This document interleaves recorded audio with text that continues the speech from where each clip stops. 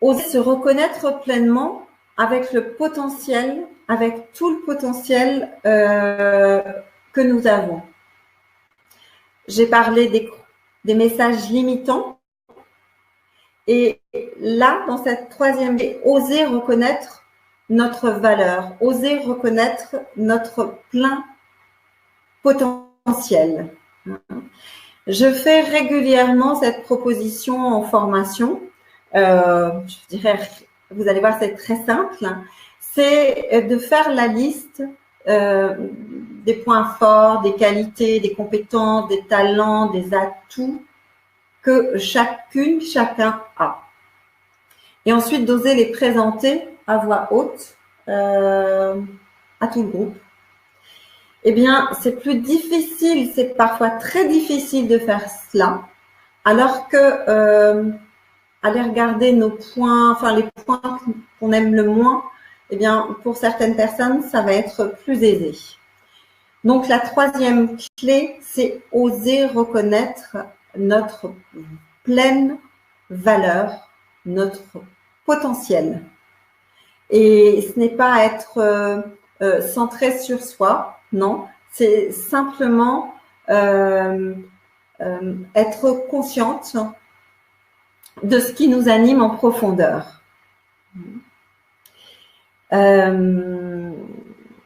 Pour cela, je vais refaire un petit pas en arrière ou en arrière-plan et je vais vous parler de ma propre histoire.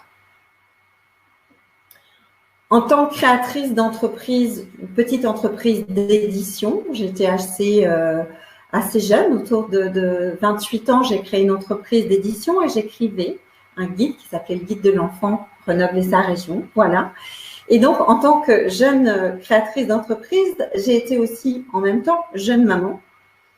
Et je me suis rapidement aperçue que je pouvais être freinée dans mon élan, dans mon expansion en tant que femme pour oser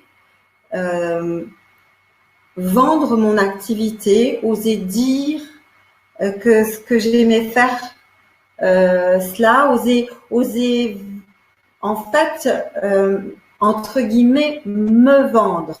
Mais je n'aime pas cette expression, mais elle est souvent employée. Et je me suis aperçue qu'il pouvait y avoir comme une certaine limite, et notamment financière, que je ressentais sans pouvoir clairement identifier d'où ça venait. Et j'étais à la fois contente de mon activité, mais si j'étais claire avec moi-même, j'étais pas si fière de qui j'étais.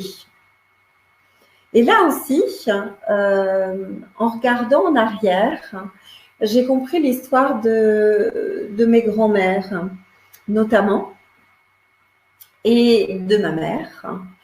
Et j'ai dû, en fait, accepter leur chemin de vie, accepter leur histoire de femme,